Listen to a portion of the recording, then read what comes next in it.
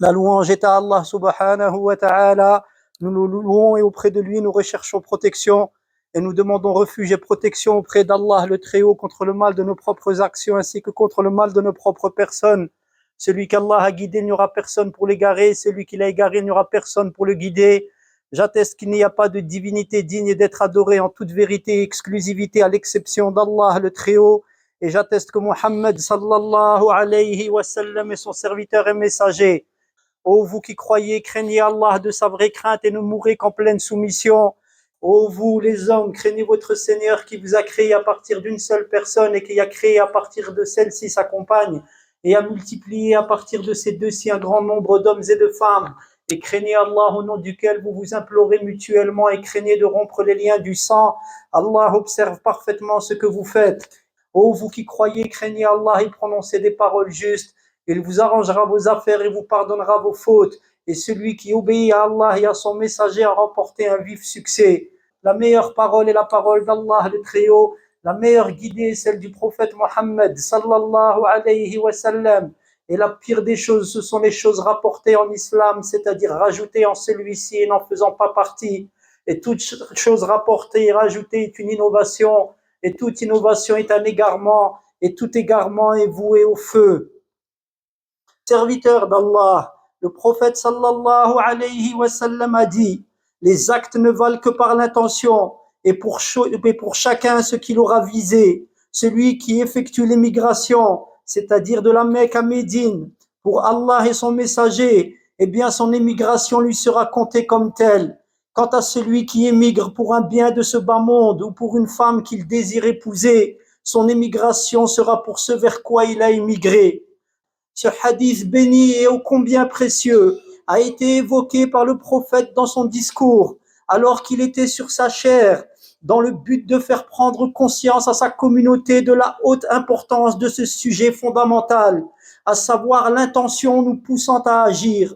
Et le second calife, Omar ibn al-Khattab, qu'Allah soit satisfait de lui, a suivi l'exemple du meilleur des hommes, Mohammed, en évoquant de même en chair la place prépondérante de cet acte du cœur qu'est l'intention.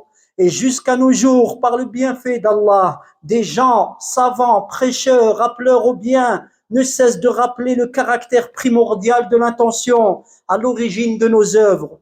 Ô croyants, les actes ne valent que selon leur intention, c'est-à-dire que c'est en fonction de celle-ci qu'Allah va juger l'acte. Si le serviteur recherche, désire et ne veut que le visage d'Allah par l'œuvre qu'il effectue, Allah acceptera alors de sa part son acte. Et si son action n'est pas effectuée dans ce noble but, elle lui sera alors rejetée, quelle que soit sa multitude et les efforts qu'il aura fournis en celle-ci, efforts physiques ou financiers. Allah dit: on ne leur avait pourtant ordonné que d'adorer Allah en lui vouant un culte exclusif. Et il a également dit: n'est-ce pas à Allah que revient le culte exclusif? Et les versets dans ce sens sont nombreux. Et la parole du prophète qu'Allah prie sur lui est le salut. Celui qui effectue l'émigration pour Allah et son messager, c'est-à-dire que son intention et son but n'est que l'obtention de la satisfaction d'Allah et le suivi de son messager, eh bien sa récompense suivra cette intention. Et si l'intention n'est pas conforme à la législation d'Allah, à savoir le désir de se rapprocher de lui par nos actes, alors cette œuvre sera rejetée, car Allah n'agrée que ce qui est effectué exclusivement pour son visage, qu'il soit exalté. Et l'imam Shafi'i a dit au sujet de ce magnifique hadith: ce hadith représente le tiers de la science. Et cette parole est clarifiée par ce qu'a dit l'imam Ahmad ibn Hanbal. Les fondements de l'islam tournent autour de 3 hadiths. Celui de Omar: les actes ne valent que par les intentions. Le hadith de Aïcha: quiconque œuvre une œuvre que nous n'avons pas ordonnée, elle lui sera rejetée. Et le hadith de Nu'man ibn Bashir: le licite est évident et l'illicite l'est également. Et entre deux, des choses équivoques. Et l'explication de cela aux croyants réside dans le fait que la religion d'Allah le Très-Haut consiste en l'application d'ordres, le délaissement d'interdits et la préservation des choses ambiguës. c'est-à-dire dont le jugement n'est pas clair en s'en éloignant, comme cela est enseigné dans le hadith de Nu'man ibn Bashir. Le licite est évident et l'illicite l'est également, et entre deux des choses équivoques. Et tout cela ne peut être appliqué que si l'acte apparent est conforme à la guidée du prophète Mohammed sallallahu alayhi wa sallam, comme indiqué dans le hadith de Aïcha. Quiconque œuvre une œuvre que nous n'avons pas ordonnée, elle lui sera rejetée. Et il faut de plus que le but de cette œuvre soit la recherche de la satisfaction d'Allah puissant et grand. Et cela est explicité par le hadith de Omar ibn al-Khattab. Les actes ne valent que par les intentions. Ô croyants, notre besoin de réformer nos intentions est évident et urgent. Soyons constamment sur nos gardes quant à la motivation de nos actes d'adoration, ce qui nous pousse à effectuer nos prières, nos jeûnes, nos pèlerinages et tous nos actes d'obéissance. Ne recherchons par tout cela que le visage d'Allah, car rien de tout cela ne saurait être accepté, agréé, remercié auprès d'Allah, si ce n'est à la condition que cela lui soit voué de manière exclusive. Sois certain, ô croyant, que de tes actes pieux et de tes paroles justes, seuls ceux par lesquels tu n'as recherché que le visage d'Allah te suivront dans la tombe et te seront utiles. Si par contre ils sont effectués pour une quelconque renommée, pour faire parler de toi, être vu, rechercher le bas monde éphémère, une quelconque responsabilité passagère ou autre, eh bien les œuvres pieuses n'ont pas été légiférées par Allah dans ce but. Elles ne l'ont été que dans le but de rechercher à nous rapprocher de notre Créateur et rechercher son visage et son agrément. Allah a dit, et celui qui veut l'au-delà et fait l'effort dans ce sens tout en étant croyant, les voilà ceux dont l'effort sera remercié. L'imam al-Thawri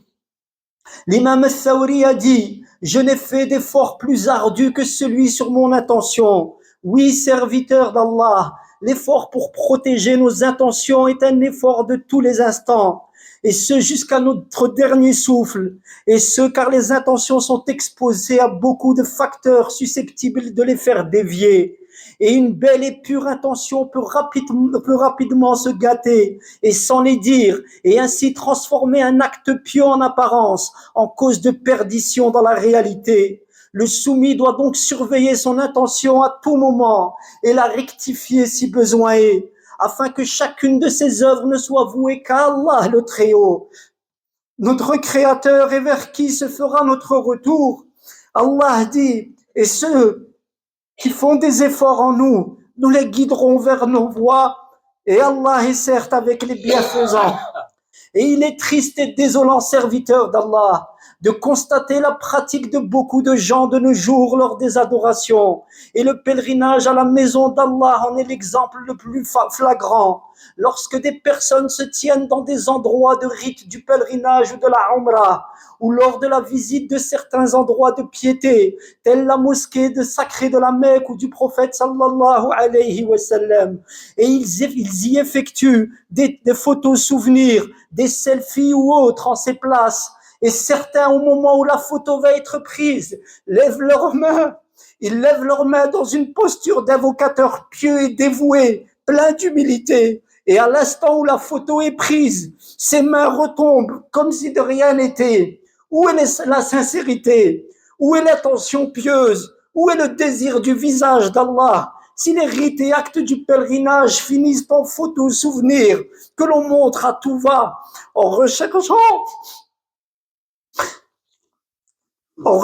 l'éloge des gens et un remerciement ou un encensement de leur part, et de par la profonde ignorance de beaucoup de gens concernant ce point crucial que représente l'importance de l'intention et la faiblesse de leur désir exclusif du visage d'Allah par leurs actes, l'on voit apparaître ce genre de pratiques blâmables, ces immortalisations d'actes pieux, souvent joués, fins, comme évoqué précédemment. Ayons bien à l'esprit qu'après avoir quitté ce bas monde, en notre réelle immortalité de l'au-delà, toutes nos œuvres seront dévoilées et nos intentions mises à nu. C'est pour cela que nous devons lire et relire Demandez à Allah de nous faire comprendre cette parole du prophète.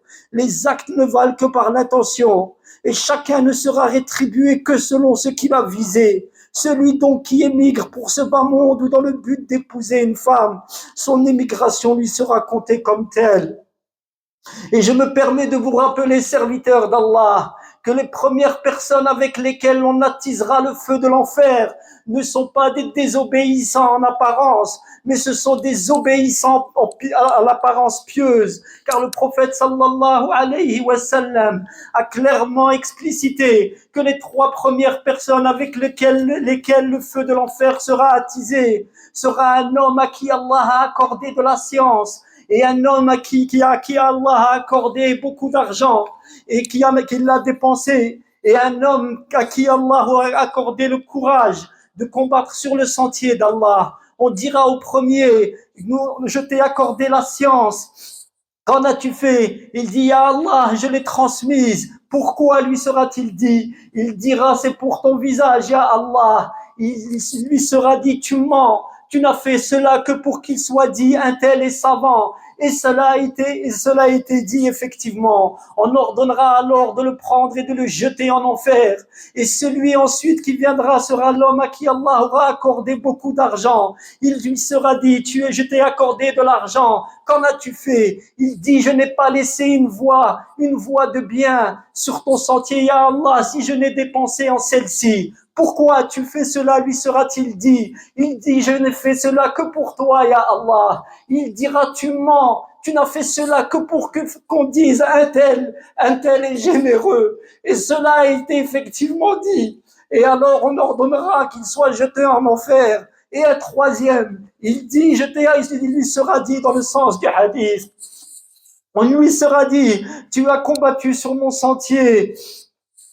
Et il dit, oui, Allah, j'ai combattu sur ton sentier jusqu'à ce que je meure. Il dit, pourquoi tu fais cela? Il lui sera dit, il dira, j'ai fait cela pour que tu sois satisfait de moi, ya Allah.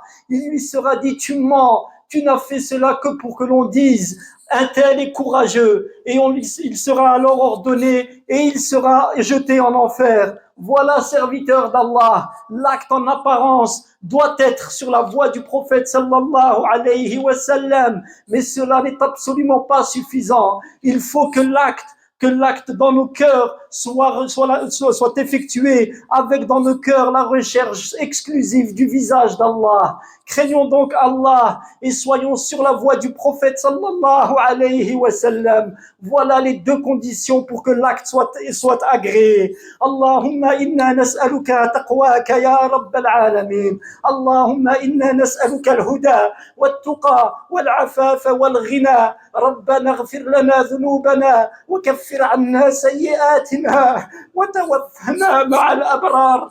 ربنا ظلمنا أنفسنا ظلما كثيرا ولا يغفر الذنوب إلا أنت فاغفر لنا مغفرة من عندك وارحمنا إنك أنت الغفور الرحيم. اللهم انصر إخواننا المظلومين في كل مكان. انصر يا رب العالمين شعوب المسلمين يا رب العالمين.